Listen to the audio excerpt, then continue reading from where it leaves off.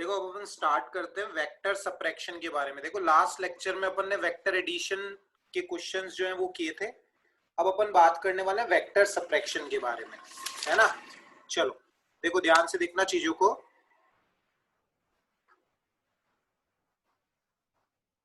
Vector subtraction की बात करते हैं।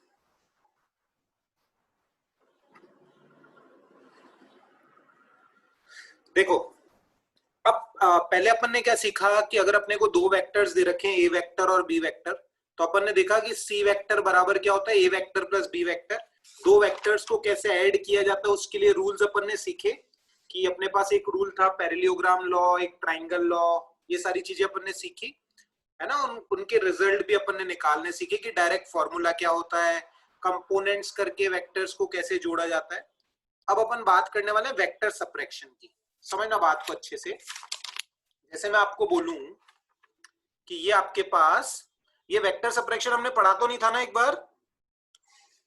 वेक्टर सब्ट्रैक्शन मैंने पढ़ाया तो नहीं था ना एक बार? बता दो जतिन, प्रज्ञा, रिचा। वेक्टर सब्ट्रैक्शन नहीं पढ़ा था ना अपन ने? नो सर, नहीं पढ़ा था ना?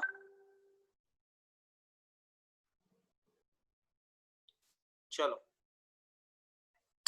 तो देखो सबसे पहले देखो आपको क्या पता होना चाहिए, नेगेटिव वेक्टर। नेगेटिव वेक्टर के बारे में मैंने आपको पहले भी बताया था कि अगर ये वेक्टर जो है वो अगर इस तरह से अपने पास एक वेक्टर है ए वेक्टर, तो ए वेक्टर का जो नेगेटिव वेक्टर होता है वो कैसा होता है? देखो ऐसा होता है। ये ए वेक्टर का नेगेटिव वेक्टर है ऐसे।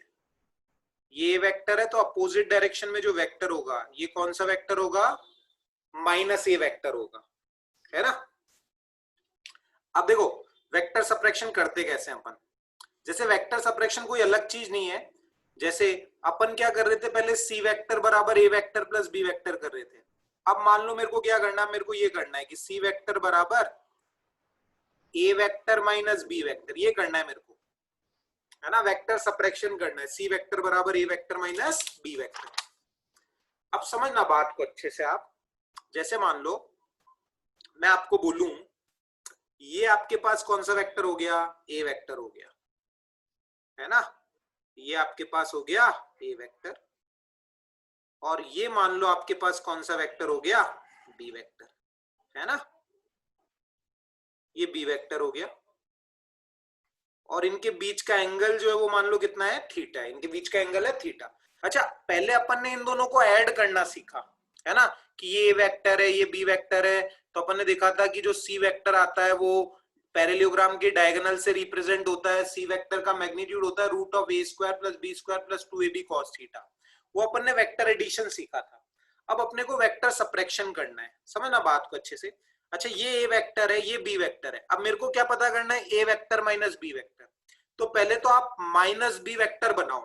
पहले आप क्या बनाओ? माइनस बी वेक्टर बनाओ। देखना समझना बात को अच्छे से। देखो ये बी वेक्टर है तो ये अपोजिट डायरेक्शन में, अपोजिट डायरेक्शन में ये जो वेक्टर होगा ये कौन सा वेक्टर होगा? माइनस बी वेक्टर होगा। देखो मैं बना के बताता हूं आपको और क्लैरिटी आएगी आपको। ये आपका ए वेक्टर हो गया, है ना, और माइनस बी वेक्टर जो होगा वो देखो ऐसा होगा, ऐसा,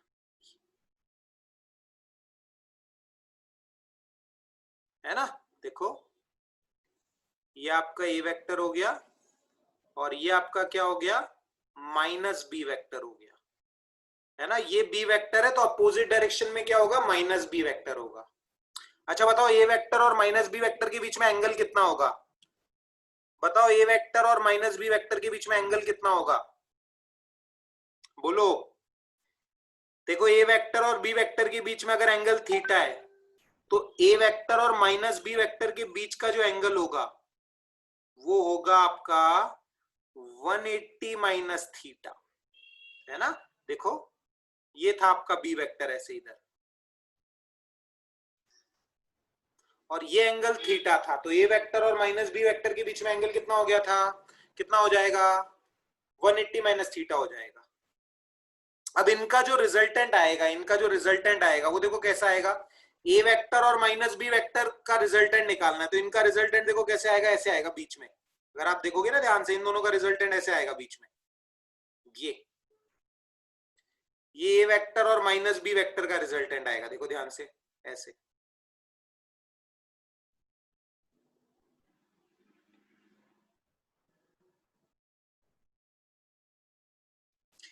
ए वेक्टर और माइनस बी वेक्टर का रिजल्टेंट ऐसे आएगा, देखो, है ना, ऐसे पैरेलियोग्राम की डायगोनल से रिप्रेजेंट हो जाएगा। बिल्कुल वैसी बात है जैसे अपन ने की थी। और देखो, मान लो ए वेक्टर और माइनस बी वेक्टर का रिजल्टेंट, ए वेक्टर और माइनस बी वेक्टर का रिजल्टेंट कौन है? सी वेक्टर है। ए वेक्टर और माइनस बी वेक्टर का रिजल्टेंट है सी वेक्टर। तो सी वेक्टर का मैग्नीट्यूड देखो आप कैसे लिखोगे, समझना बात को अच्छे से। सी वेक्टर का मैग्नीट्यूड आप लिखोगे ऐसे, root of A square plus B square plus 2ab।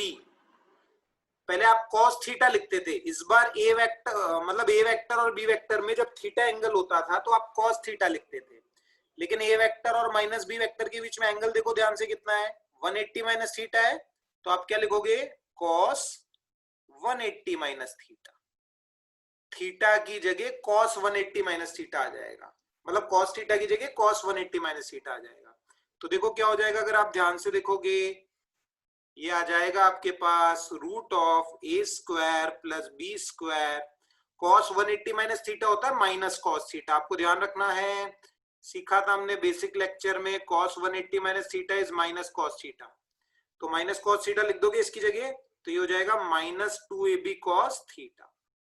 ये आपके सी वेक्टर का मैग्नीट्यूड हो जाएगा। या आप ऐसे भी बोल सकते हो कि एक तरह से क्या हो गया, ए वेक्टर माइनस बी वेक्टर का मैग्नीट्यूड हो गया, है ना, ए वेक्टर माइनस बी वेक्टर का magnitude, root of A square plus B square minus 2ab cos theta. अच्छा पहले बोलो बात समझ में आई कि ये सभी को अच्छे से, कि कैसे अपन ए वेक्टर माइनस बी वेक्टर का मैग्नीट्यूड निकाल सकते हैं? बोलो प्रज्ञा, ऋचा, जतिन।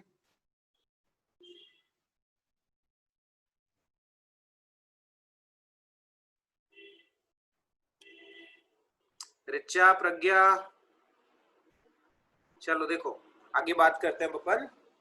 अब देखो सवालों की बात करते हैं छोटे छोटे। जैसे सबसे जो सिंपल सवाल होता है इसमें, वो देखो कैसा होता है। जैसे मान लो मैं आपको बोल दूं कि ए वेक्टर जो है वो मान लो क्या है आपके पास में, 2i cap plus 4j cap plus 8k cap, है ना। और बी वेक्टर जो है वो मान लो आपके पास क्या है, बी वेक्टर मान लो आपके पास है i cap plus j cap minus k cap. और मैं आपसे बोलूं find A vector minus b vector, A vector minus b vector की वैल्यू क्या होगी? ये सिंपल सा सवाल मैं आपसे पूछूं, बिल्कुल बेसिक सा सवाल। देखो क्या करना है, इसमें से ये माइनस कर देना है। तो 2i कैप माइनस आई कैप करोगे तो क्या आएगा? देखो A vector minus b vector करना है अपने को, बिल्कुल सिंपल। कैसे करोगे? देखो ए में से बी को माइनस करोगे तो 2i कैप माइनस आई कैप क्या हो जाएगा? आई कैप हो जाएगा। 4j cap minus j cap plus 3j cap हो जाएगा। 8k cap minus of minus k cap, तो ये क्या हो जाएगा? 9k cap. सबसे सिंपल सा सवाल ए वेक्टर माइनस बी वेक्टर का, है ना, बिल्कुल सिंपल। अब देखो कुछ अच्छे लेवल के सवाल करते हैं अपन। जैसे मान लो मैं आपको बोलूं कि इस तरह से अपने पास एक वेक्टर है, देखो ऐसे, है ना, ये एक वेक्टर हो गया ए वेक्टर। इसका मैग्नीट्यूड है मान लो, इसका मैग्नीट्यूड मान लो 10 दे रखा है आपको, ए वेक्टर का मैग्नीट्यूड 10 है। और मान लो ये आपका बी वेक्टर है ना, ये आपका बी वेक्टर हो गया, इसका मैग्नीट्यूड मान लो 5 है। और ए वेक्टर और बी वेक्टर के बीच में जो एंगल है वो मान लो 120 डिग्री है। ए वेक्टर और बी वेक्टर के बीच में एंगल कितना है? 120 डिग्री है। और मैं आपसे बोलूं फाइंड सी वेक्टर, और सी वेक्टर की वैल्यू किसके बराबर है? A vector minus b vector के बराबर है। सी वेक्टर की वैल्यू किसके बराबर है? A vector minus b vector के बराबर है। तो कैसे पता करोगे? देखो पहले तो आपको क्या पता करना पड़ेगा? माइनस बी वेक्टर पता करना पड़ेगा। तो इसका अगर मैं डायग्राम बना के बताऊं आपको तो देखो कैसा होगा। अगर आप ध्यान से देखोगे, ये आपका ए वेक्टर है ना, और देखो ये बी वेक्टर है, तो अपोजिट डायरेक्शन में माइनस बी वेक्टर होगा, देखो ऐसे, ये ऐसे अपोजिट डायरेक्शन में जो वेक्टर होगा आपका, वो कौन सा वेक्टर होगा, माइनस बी वेक्टर हो जाएगा। इसका मैग्नीट्यूड भी 5 होगा, ए वेक्टर का मैग्नीट्यूड कितना है, 10 है। तो इन दोनों का जो रिजल्टेंट आएगा, देखो ए वेक्टर और माइनस बी वेक्टर का जो रिजल्टेंट आएगा वो कैसे आएगा, देखो पैरेललोग्राम की डायगोनल से रिप्रेजेंट होगा, ऐसे ऐसे रिप्रेजेंट हो जाएगा, देखो ध्यान से देखोगे तो इस तरह से, है ना। ये आपका क्या हो जाएगा, ए वेक्टर माइनस बी वेक्टर हो जाएगा। ठीक है, ऐसे बना भी सकते हो, देखो आप पैरेललोग्राम बन जाएगा इस तरह से, है ना, ऐसे पैरेललोग्राम बन जाएगा। ठीक है, अच्छा अब अगर आप देखोगे तो ए वेक्टर और माइनस बी वेक्टर के बीच में एंगल कितना होगा, 60 डिग्री। देखो ए वेक्टर और बी वेक्टर के बीच में 120 डिग्री है, तो ए वेक्टर और माइनस बी वेक्टर के बीच में एंगल कितना बनेगा, 60 डिग्री बनेगा। बेसिकली 180 माइनस थीटा की वैल्यू है ये 60 डिग्री। अब कैसे निकालोगे, देखो आप मैग्नीट्यूड कैसे निकालोगे, ए वेक्टर माइनस बी वेक्टर का फॉर्मूला लगाओगे। देखो कैसे लगाओगे फॉर्मूला, ए वेक्टर का मैग्नीट्यूड 10 है, माइनस बी वेक्टर का 5 है, तो देखो कैसे लिखोगे, 10 square plus 5 square plus 2ab cos, और इनके बीच में एंगल कितना है, देखो 60 डिग्री। बेसिकली 60 डिग्री हमारा 180 माइनस थीटा है, 60 डिग्री हमारा क्या है, 180 माइनस थीटा। तो अब इसको सॉल्व कर लेना है हमें, तो सॉल्व करोगे तो देखो ये कितना आएगा, ये आएगा 100, ये 25 और ये 50, तो ये आ जाएगा आपके पास √175। √175 इज द आंसर। और मान लो रिजल्टेंट वेक्टर ए वेक्टर के साथ में कितना एंगल बना रहा है, अल्फा एंगल बना रहा है। रिजल्टेंट वेक्टर ए वेक्टर के साथ में अल्फा एंगल बना रहा है, तो tan अल्फा हम कैसे लिखते थे, याद करो इसका फॉर्मूला, tan अल्फा होता था b sin theta upon a plus b cos theta. तो आप कैसे लिखोगे, 5 sin 60, है ना, b का मैग्नीट्यूड कितना है, 5 है, और एंगल है 60 डिग्री, तो b sin theta upon a plus b cos theta, है ना। इसको सॉल्व करके आप क्या कैलकुलेट कर सकते हो, tan अल्फा की वैल्यू भी कैलकुलेट कर सकते हो। तो वेक्टर सब्ट्रैक्शन पे सबसे बेसिक सवाल ये वाला था अपना, फर्स्ट वाला, है ना। उससे थोड़े अच्छे लेवल का सवाल ये था कि जिसमें आपको फॉर्मूला अप्लाई करना था, है ना। तो अगर इस तरह से आपको दो वेक्टर्स दे दिए जाएं और एंगल ऐसा हो 60 डिग्री, 30 डिग्री, 45 डिग्री, तो आप सॉल्व करके ए वेक्टर माइनस बी वेक्टर निकाल सकते हो बिल्कुल आसानी से, है ना। अच्छा बोलो, सबको समझ में आएगा ये सवाल, बताओ मुझे, रिप्लाई करो चैट के अंदर, सबको समझ में आया ये सवाल।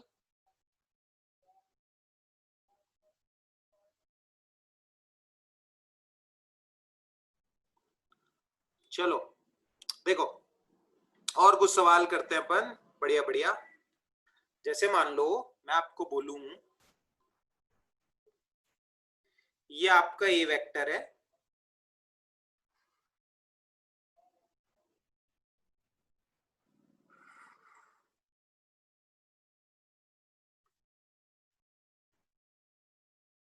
है ना। ऐसे मान लो दो वेक्टर्स गिवन है आपको,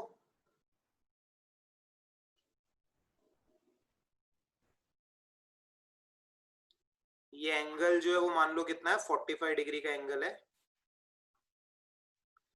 ये आपका ए वेक्टर है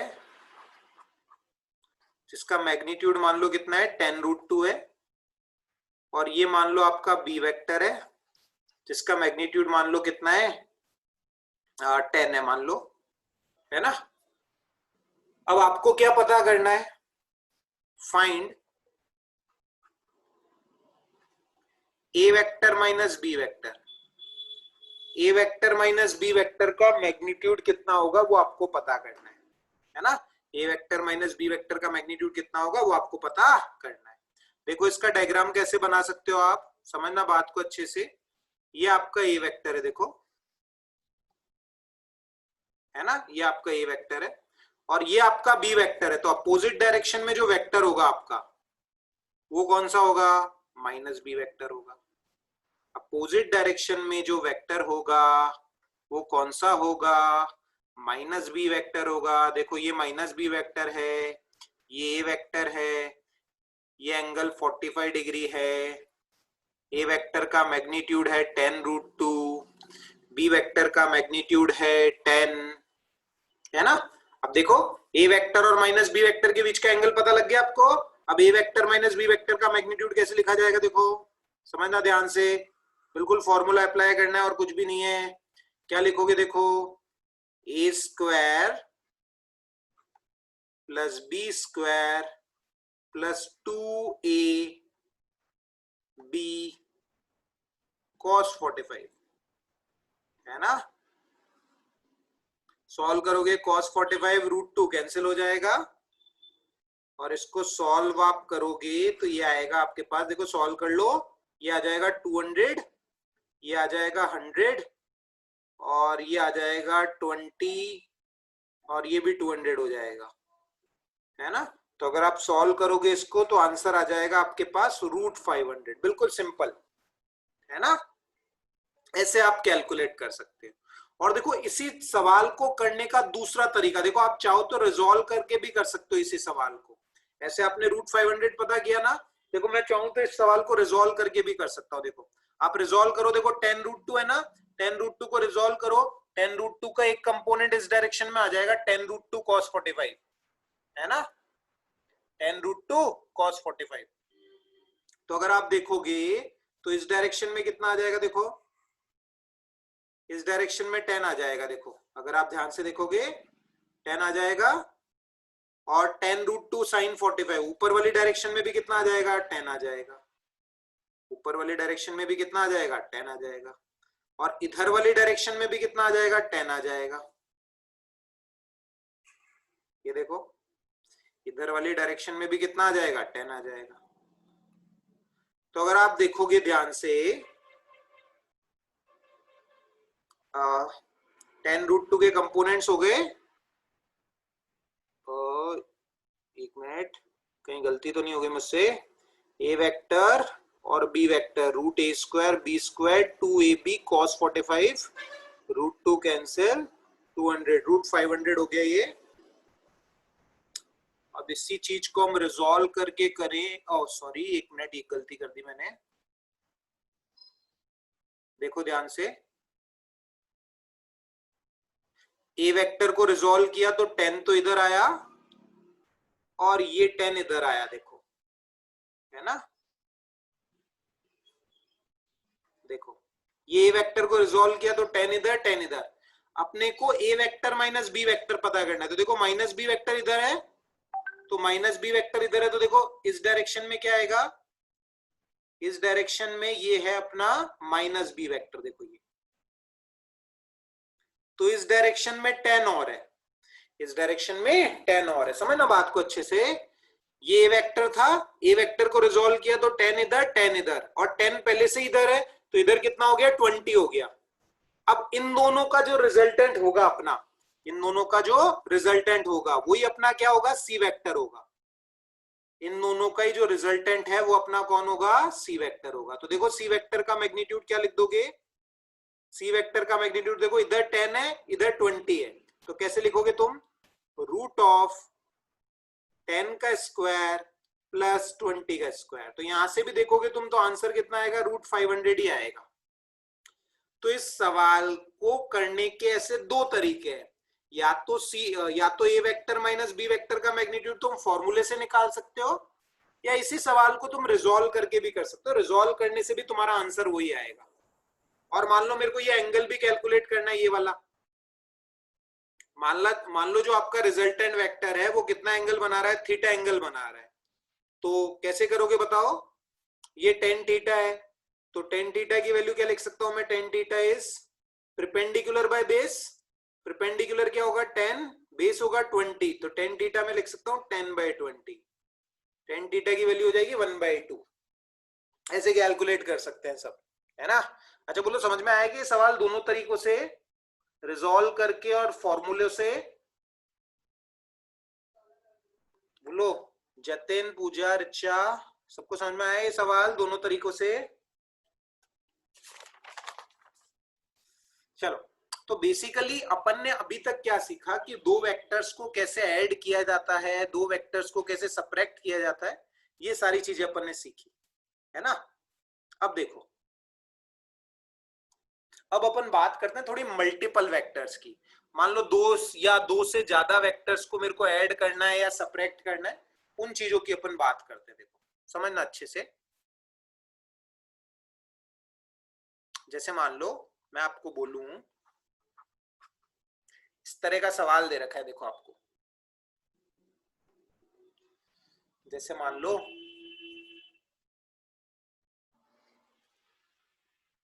ये एक वेक्टर है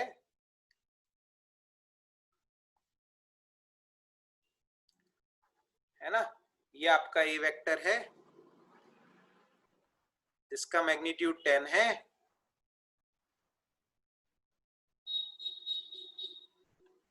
और ये वर्टिकल के साथ में कितना एंगल बना रहा है, 37 डिग्री का एंगल बना रहा है। ये आपका बी वेक्टर है ना,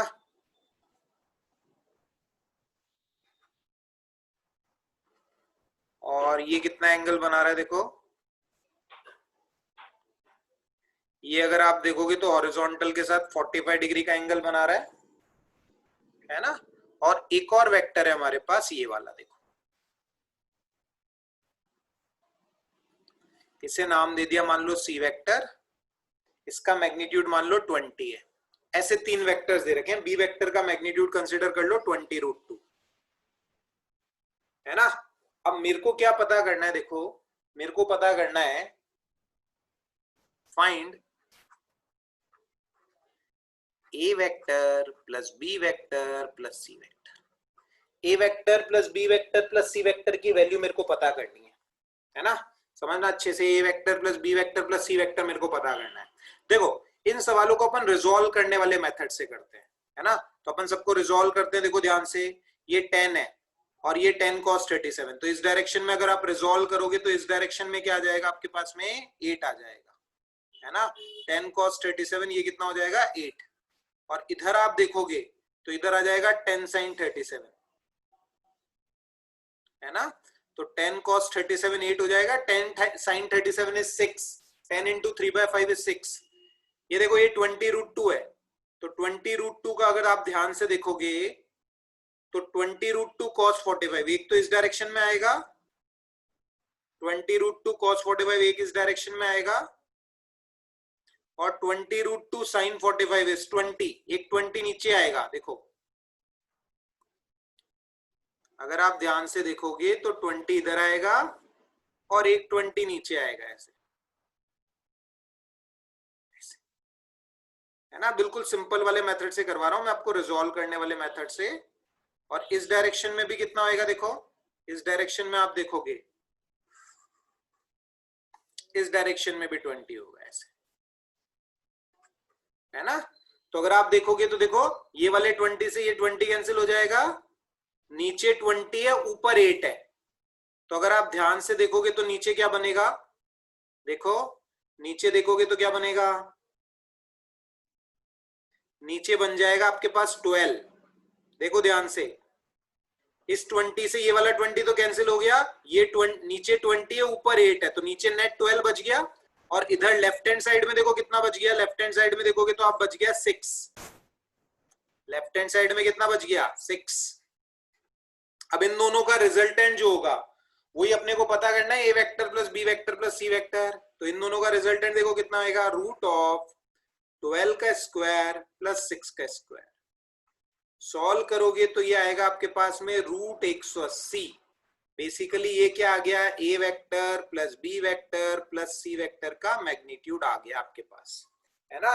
ए vector plus B vector plus C vector का मैग्नीट्यूड आ गया √180। ऐसे आप दो या दो से ज्यादा वेक्टर्स को भी क्या कर सकते हो, ऐड कर सकते हो। बिल्कुल सिंपल मेथड। बोलो सबको समझ में आया क्या, मल्टीपल वेक्टर्स को ऐड करना, रिजॉल्व करने वाले मेथड से मल्टीपल वेक्टर्स को ऐड करना,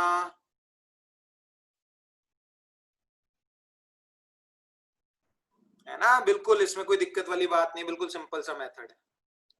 देखो और कुछ चीजों की बात करते हैं अपन। जैसे मान लो एक लॉ होता है अपना, जिसे बोलते हैं पॉलीगॉन लॉ। है ना, कोई अलग सी बात नहीं, बिल्कुल सिंपल सिंपल सी बात है। देखो पॉलीगॉन लॉ अपने को क्या कहता है।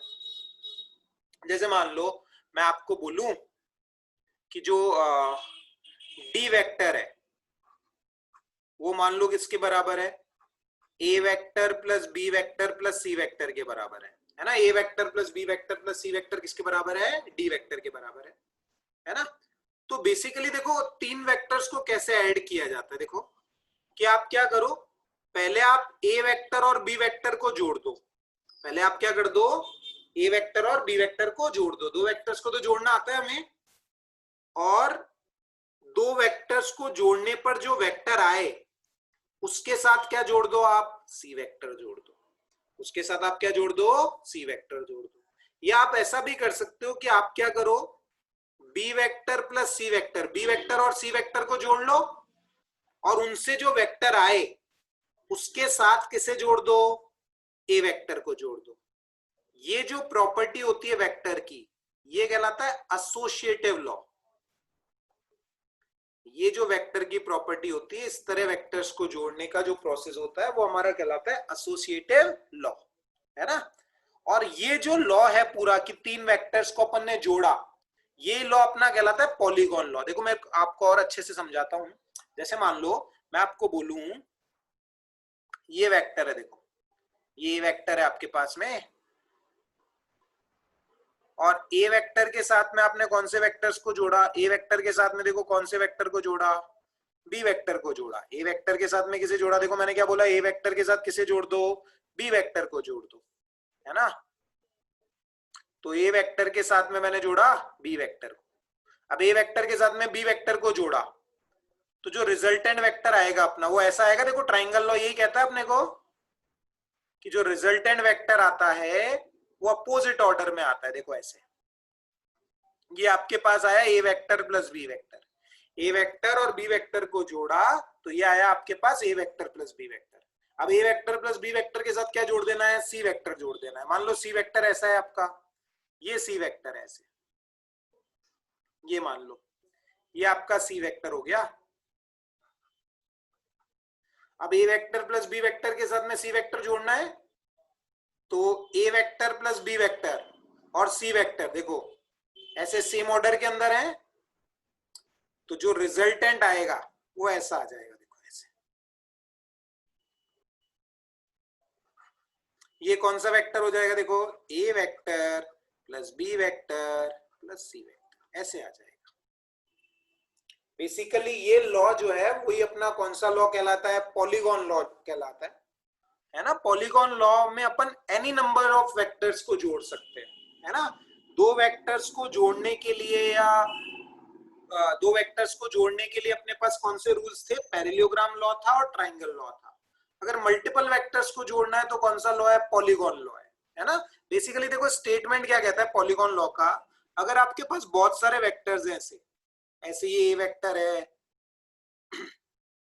उसके बाद मान लो ये आपका बी वेक्टर है, ऐसे बहुत सारे वेक्टर्स हैं ऐसे, देखो ऐसे ऐसे बहुत सारे वेक्टर्स हैं। मान लो ऐसे, मान लो चार वेक्टर्स को आप जोड़ रहे हो, ए vector, B vector, C vector, D vector.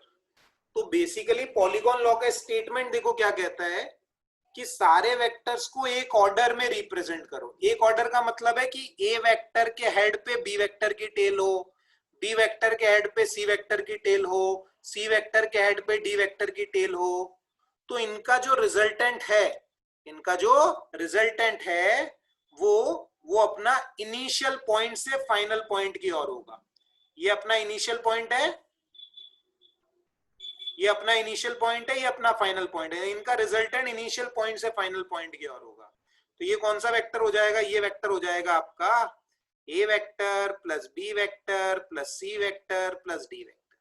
Basically तुम ध्यान से देखोगे तो हुआ कुछ नहीं है, बार बार ट्राइंगल लॉ ही लगा है। देखो जैसे ये ए वेक्टर है, ये बी वेक्टर है, तो ये कौन सा वेक्टर हो जाएगा, देखो ये अगर आप ध्यान से देखोगे तो ये बन जाएगा आपका A vector plus B vector, ये वेक्टर ये बी वेक्टर, तो ये वेक्टर प्लस बी वेक्टर, है ना। फिर इसमें और इसमें वापस ट्राइंगल लॉ लगा दिया, देखो तो ये कौन सा वेक्टर हो जाएगा, ये अगर आप देखोगे ये a vector plus b vector है, ये c वेक्टर है, तो ये बन जाएगा आपका a vector plus b vector plus c vector. अब इसके साथ क्या जोड़ दिया, d वेक्टर जोड़ दिया, तो ये हो गया a vector plus b vector plus c vector plus d vector. तो बेसिकली पॉलीगॉन लॉ में बार बार अपन क्या लगा रहे हैं, ट्राइंगल लॉ अप्लाई कर रहे हैं, ये अपना पॉलीगॉन लॉ हो गया, है ना। तो ऐसे आपको वेक्टर्स को ऐड करना आना चाहिए। अब देखो एक और बढ़िया सवाल मैं आपको करवाता हूं, है ना, समझना ध्यान से। मल्टीपल वेक्टर्स पे एक बढ़िया सवाल करते हैं अपन।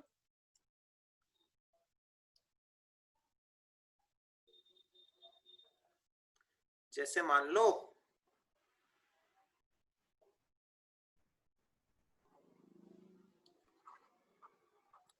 ये घड़ी है अपनी, देखो, और घड़ी पे देखो मैंने मार्किंग्स कर दी।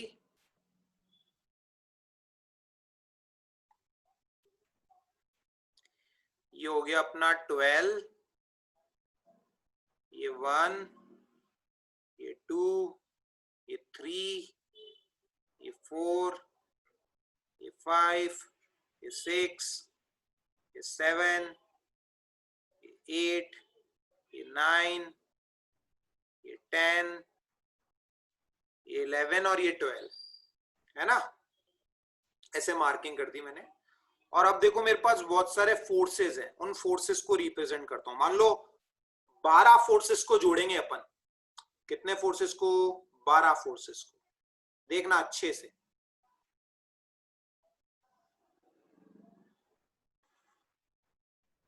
मैं बनाता हूं, देखो सारे।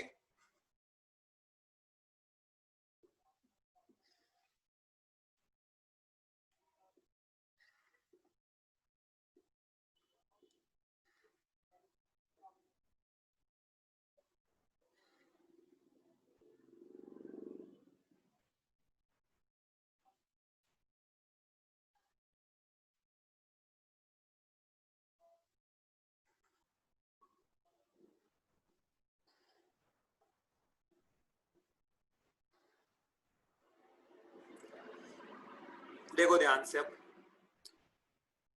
ये फोर्स है आपका 1 न्यूटन का, ये है आपका 2 न्यूटन का, ये है 3 न्यूटन का, ये है 4 न्यूटन का, ये है 5 न्यूटन का, ये है 6 Newton, 7 Newton, 8 Newton, 9 Newton, 10 Newton, 11 Newton और 12 न्यूटन।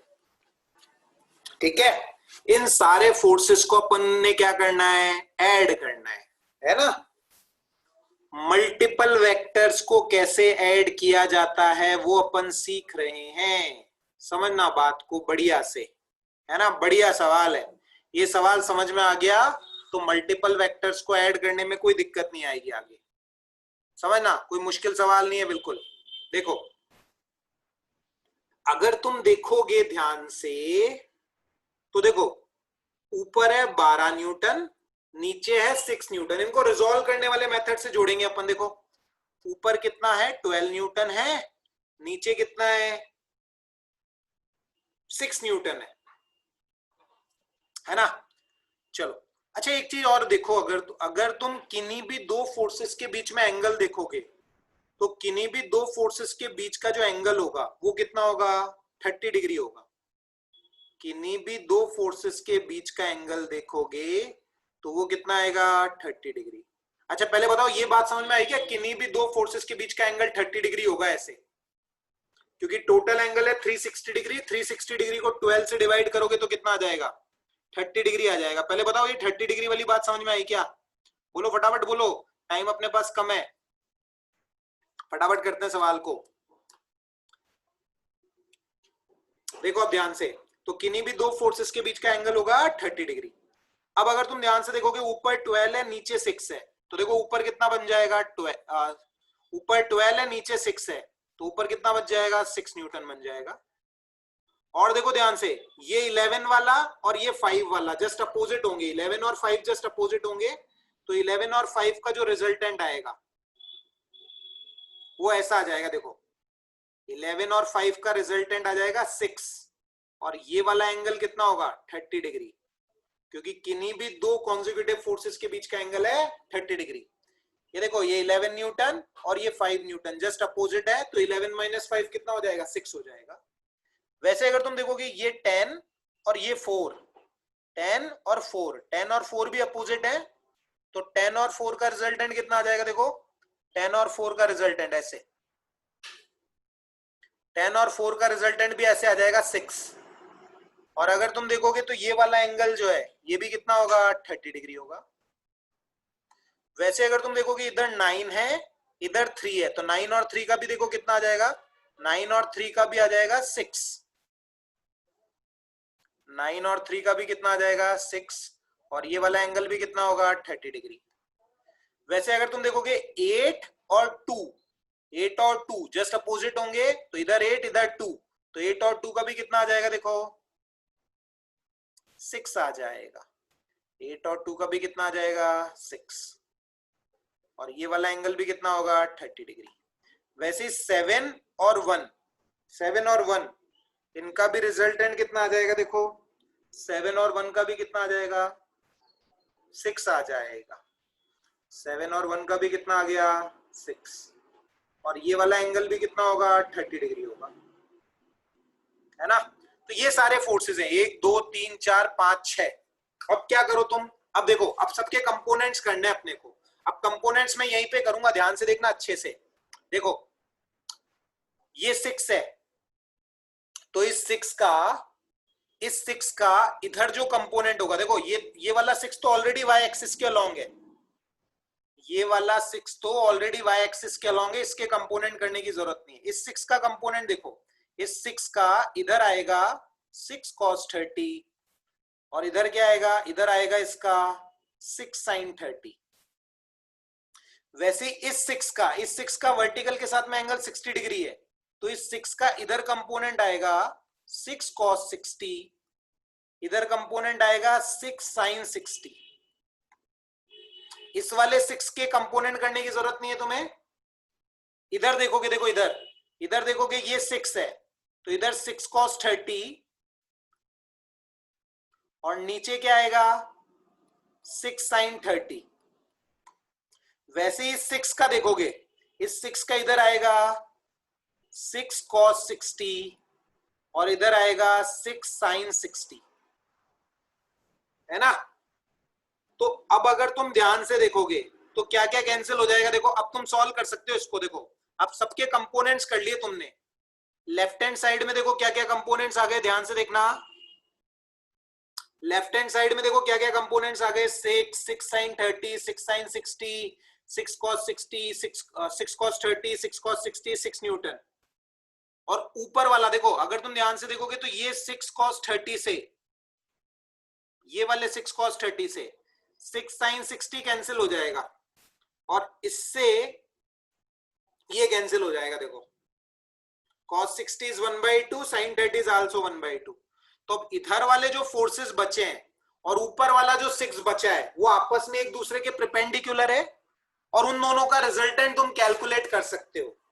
उन दोनों का रिजल्टेंट तुम क्या कर सकते हो, कैलकुलेट कर सकते हो। कैलकुलेट तुम्हें ही करना है घर पे। एलएचएस में जो सारे फोर्सेस हैं और ऊपर जो फोर्स है 6, उन दोनों का रिजल्टेंट तुम्हें कैलकुलेट करना है। ठीक है, अपना टाइम खत्म होने वाला है। सवाल अच्छे से समझ में आना चाहिए सबको। कंपोनेंट्स किए मैंने